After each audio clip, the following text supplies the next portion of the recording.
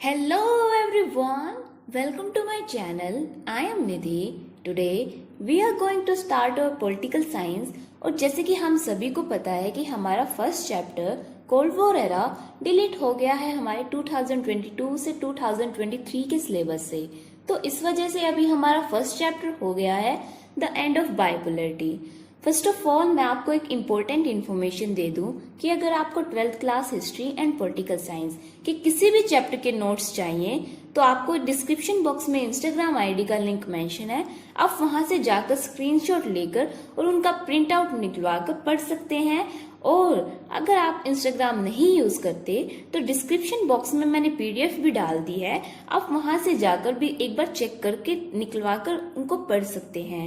तो अभी हम अपनी दान की बातें करते हैं बंद और शुरू करते हैं अपनी ज्ञान की बातें। तो जो हमारा चैप्टर है एंड ऑफ बाइपोलरिटी, एक बार इसका बेस जान लेते हैं आखिर इसके अंदर है क्या। तो फर्स्ट ऑफ ऑल कि इसमें क्या है कि जो हमारे दो वर्ल्ड वॉर हुए थे, फर्स्ट हुआ था जो 1914 से 1918 तक और सेकंड हुआ था 1939 से 1945 तक, जिसमें कि हमारी अलाइड्स और एक्सिस पावर दोनों के बीच में वॉर हुआ था। अलाइड्स में से हमारी कंट्रीज थी यूएसए, यूएसएसआर, ब्रिटेन और फ्रांस। एक्सिस में हमारी कंट्रीज थी जर्मनी, इटली और जापान। अभी इनमें से हमारी जो एक्सिस फोर्सेस थी वो हार गई थी और जो हमारी अलाइड्स थी वो जीत गई थी। अलाइड्स में से हमारी यूएसए और यूएसएसआर सुपर पावर्स उभर कर आई। अभी इन दोनों की आइडियोलॉजी अलग अलग थी। यूएसए फॉलो करती थी कैपिटलिज्म और डेमोक्रेसी को, जिसमें कि सिटीजन्स खुद अर्न करते हैं अपनी नीड्स को कंप्लीट करने के लिए, लेकिन यूएसएसआर फॉलो करते थे सोशलिज्म और कम्युनलिज्म को, जिसमें कि गवर्नमेंट के अंदर सब कुछ होता है और वही सिटीजन्स की नीड्स को पूरी करते हैं।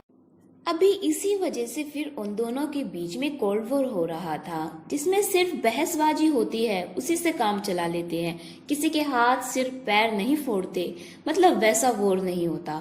तो अभी हम यही पढ़ेंगे कि कैसे जो हमारे दो पोलर थे वर्ल्ड के, जिनको हम सुपर पावर्स बोलते थे, उनमें से यूएसएसआर डिसइंटीग्रेट हो गया था और हमारा वर्ल्ड यूनिपोलर बन गया था।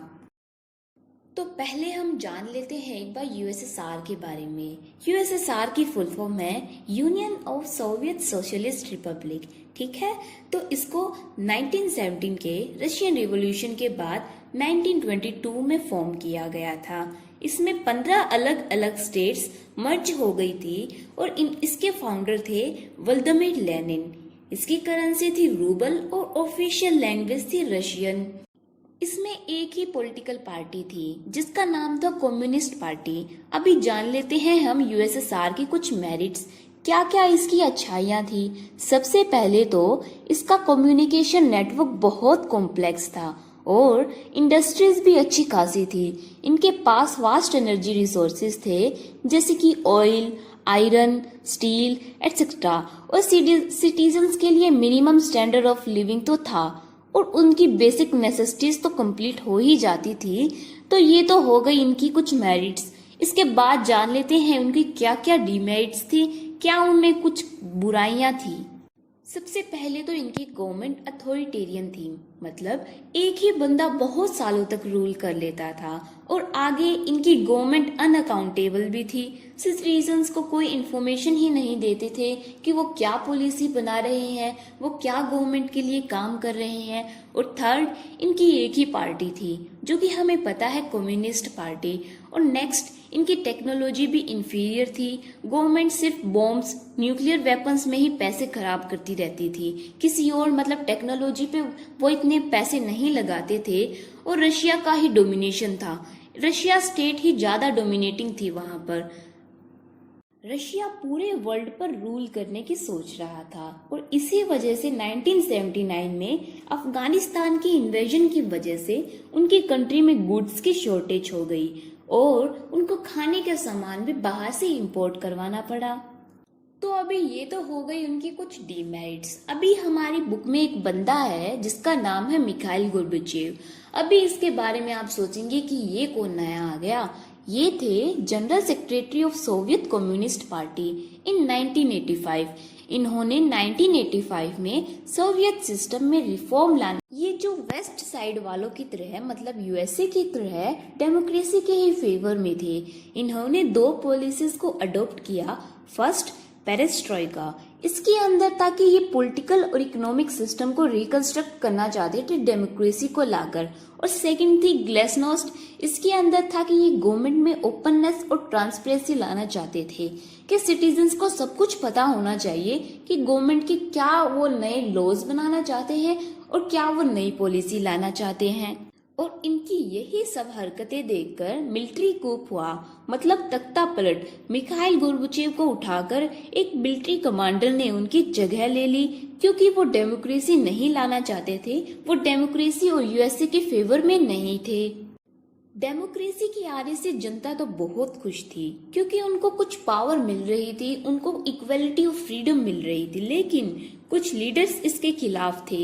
इसी बीच बोरिस येल्त्सिन एक नेशनल हीरो की तरह उभर कर आए और सेंट्रलाइज्ड कंट्रोल को उन्होंने अपोज किया और लोगों का मन जीत लिया। और इन्हीं की लीडरशिप में 3 स्टेट्स, रशिया, यूक्रेन और बेलारूस, खुद को यूएसएसआर से इंडिपेंडेंट बता देते हैं और डिक्लेयर कर देते हैं कि सोवियत यूनियन आज के बाद बैन हो चुका है।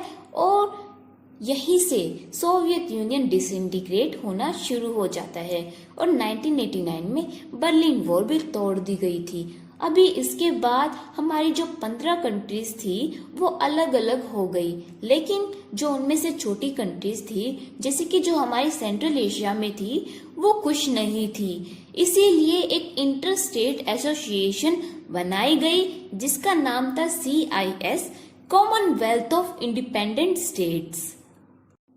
इसके अंदर रशिया को यूएसएसआर का सक्सेसर माना गया। जितने भी न्यूक्लियर वेपन और बॉम्ब्स थे वो सभी रशिया को मिले।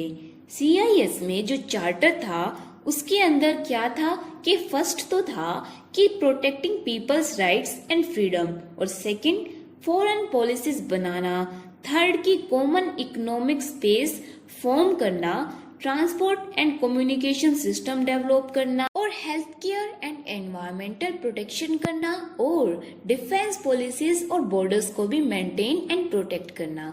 तो ये सभी पॉलिसीज थी हमारी CIS के अंदर इंक्लूडेड। तो इसी के साथ हमारा फर्स्ट पार्ट होता है फिनिश। सेकंड पार्ट का आपको लिंक डिस्क्रिप्शन बॉक्स में मेंशन है।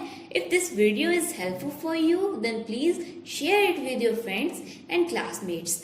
Thanks for watching and please like my videos and subscribe my channel.